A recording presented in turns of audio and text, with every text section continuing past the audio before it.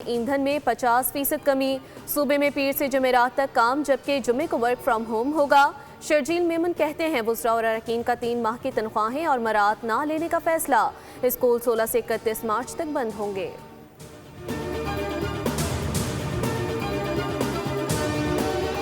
पाकिस्तान के आइन में आज़ादी इज़हार राय और कानूनी हदूद वाज़ेह हैं। आज वफाकी वुज़रा ने आज़ादी इज़हार राय से मुतालिक अहम गुफ्तगू की। 2 साल कबल DG ISPR भी आइन पर मौक़िफ़ पेश कर चुके हैं। कहा था कि दोस्त ममालिक के साथ ताल्लुकात को नुकसान नहीं पहुँचाया जा सकता। आज़ादी इज़हार राय का मतलब ये नहीं कि अमनो आमा को तबाह कर दें।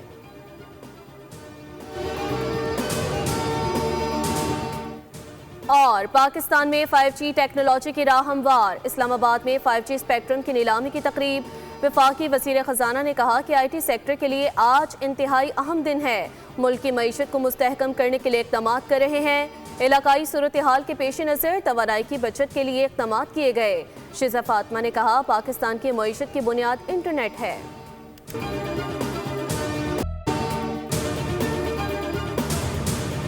अमरीका से मुज़ाकरात का इम्कान ख़त्म हो चुका। जंगबंदी के ख्वाहां नहीं है। अमरीका के साथ दोबारा मुज़ाकरात या बातचीत अब ईरान के एजेंडे में शामिल ही नहीं रही।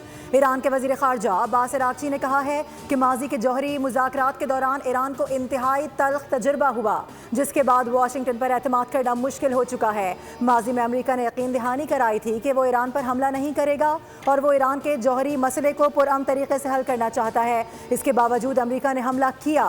ईरानी वज़ीर ख़ारजा ने अमरीका और इसराइल की जानिब से ईरान के खिलाफ जारी फ़ौजी कार्रवाइयों को नाकाम करार देते हुए कहा कि दुश्मन का इब्तिदाई मंसूबा कामयाब नहीं हो सका। हम जब तक ज़रूरत पड़ी और जितना भी वक्त लगा अपने मिसाइलों से इन पर हमले जारी रखने के लिए भरपूर तरीके से तैयार हैं।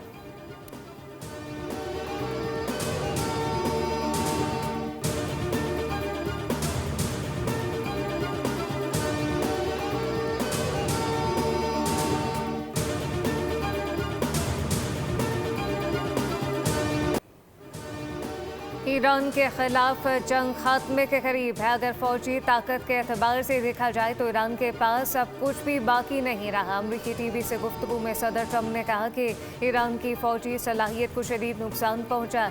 ईरान के पास ना बहरिया मौजूद है और ना ही मवासलाती निज़ाम, ना ही फ़िज़ाई अफ़ाल है। दावा किया गया कि ईरान के मिसाइल तबाह हो चुके, उनके ड्रोन को तबाह किया गया। ड्रोन बनाने की तनसीबात को निशाना बनाया गया है। अमरीका ने इब्तिदा में अंदाज़ा लगाया था कि ये जंग 4 या 5 हफ्ते जारी रहेगी, मगर अमरीका अपने वक्त से काफ़ी आगे चल रहा है। ईरान के खिलाफ जंग खात्मे के करीब है। हम ऑपरेशन ना करते तो ईरान 2 हफ्तों में एटम बम हासिल कर लेता। ईरान के पास एटम बम आ जाता तो ये मुश्किल सूरत हाल हो जाती।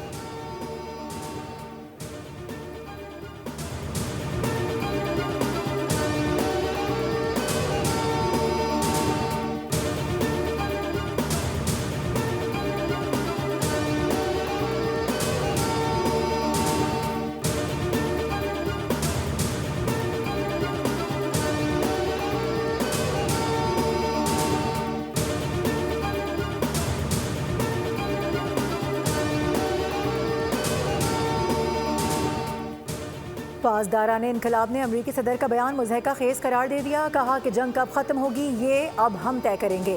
खित्ते में सब महफूज होंगे या कोई नहीं रहेगा। तर्जुमान ने खबरदार किया है कि हमले जारी रहे तो खित्ते से तेल बरामद नहीं होने देंगे। खित्ते में तमाम अमरीकी फ़ौजी ढांचे को तबाह कर दिया गया। अमरीका और ईरान के खिलाफ जंग जारी रखेंगे। पासदारान इनकलाब ने ऑपरेशन वादा, सादिक चहारुम की 33वीं लहर लब्बैक या खामनाई का आगाज़ कर दिया।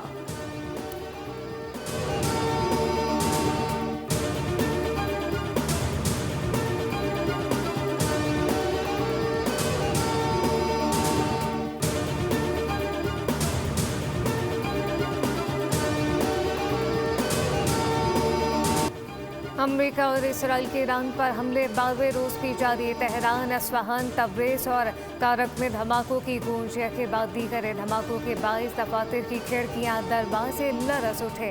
गवर्नर अस्फहान का दफ्तर, यूनेस्को के आलमी सकाफती विरसे और कदीम शाही महल भी निशाना बनाया गया। अस्फहान में धमाके ईरान की न्यूक्लियर साइट के करीब हुए, जबकि बैनुल-अक़वामी एटमी एजेंसी ने दावा किया कि ईरान में यूरेनियम के ज़खायर महफूज हैं। ईरानी फौज और इनकलाबी गार्ड की जानिब से भी मुज़ाहमत जारी है। ईरानी फौज का कहना है कि 1 टन से कम वजन वाला कोई मिसाइल लॉन्च नहीं करेंगे। ईरान की जानिब से इसराइल पर भी कुछ जवाबी मिसाइल दाखिल गए। ईरानी पासदारान इनकलाब का कहना है कि तल अवीव में 10 खैबर शिकन मिसाइल दाखिल कहा बताया था कि मकबूजा बैतुल मक़दस में अब सायरन के बाद सायरन की गूंज बंद नहीं होगी। इसराइली हुकाम ने 2 शहरियों की हलाकत और मुतादिद के ज़ख्मी होने की तस्दीक की। अमेरिका ने ईरान जंग में हलाक होने वाले 7वें अमरीकी फ़ौजी की शनाख्त ज़ाहिर कर दी।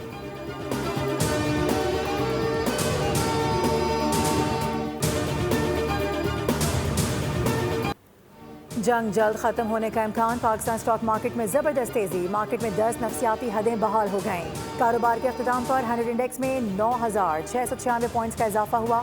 इंडेक्स 1,56,177 पॉइंट्स पर बंद हुआ। एशियाई मार्केट्स में भी कारोबार के दौरान तेज़ी देखने में आई।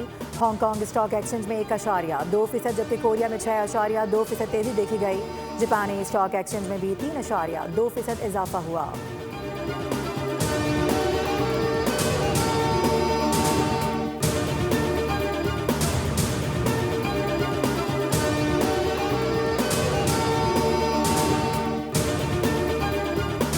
आलमी मंडी में खाम तेल की कीमतें 8% तक गिर गईं। खाम तेल की कीमतें $100 से नीचे आ गईं। बरतानवी ब्रेंट 8% कमी से $90 फी बैरल हो गया। अमरीकी खाम तेल 7.24% कम होकर $88.63 पर आ गया।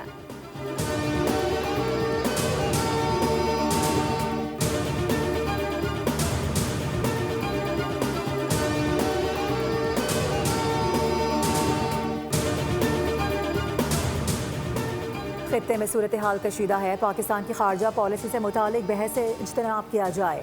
आज़ादी इजहार राय के नाम पर अखलाकियात से गिरी हुई बात ना की जाए। रेड लाइन क्रॉस हुई तो कानून हरकत में आएगा।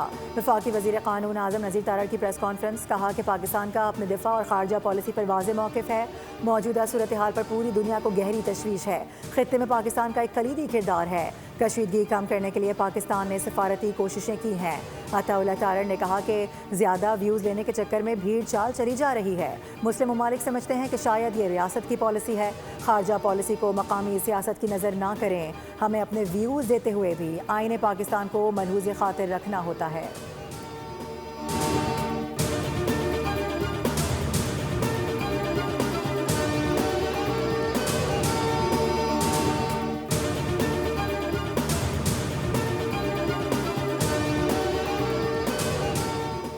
दस दिन के दौरान ईरान में 50,000 से ज़ायद अहदाफ को निशाना बनाया गया। कार्रवाइयों में ईरान की बहरिया के तकरीबन 50 जहाज़ तबाह या शदीद नुकसान का शिकार हुए। अमरीकी सेंट्रल कमांड के मुताबिक इन हमलों में ऐसे मकामात को तरजीही बुनियादों पर निशाना बनाया जा रहा है जो फ़ौजी ख़तरा बन सकते हैं। अमरीकी सेंटकॉम के मुताबिक ईरान पर हमलों में B-1, B-2, B-52 और स्ट्रेटेजिक बम्बार तैयार इस्तेमाल किए गए। उधर न्यूयॉर्क टाइम ने दावा कर दिया कि ईरान अब तक अरब ममालिक पर 2000 ड्रोन और 500 मिसाइल दाग चुका। ईरान के मिसाइल कम होने के तासुर के बरखिलाफ हमलों की शिद्दत में कमी नहीं आई।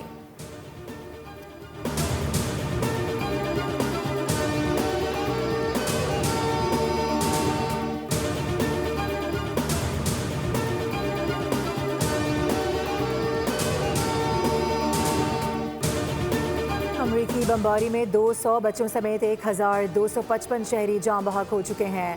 ईरानी वजारत सेहत का कहना है कि अब तक अमरीकी इसराइली हमलों में ईरान के 29 तिब्बी मराकज़ को नुकसान पहुँचाया गया। नायब वज़ीर सेहत अली जाफरियान ने बताया है कि इसराइली फ़िज़ाई हमलों के बाद सेहत के हवाले से ख़तरात बढ़ सकते हैं। हफ्ते की रात जंग शुरू होने के बाद पहली बार इसराइली फ़िज़ाई हमलों में ईरान की ऑयल तनसीबात को निशाना बनाया गया, जिसके नतीजे में कम अज़ कम 4 अफराद हलाक हुए थे।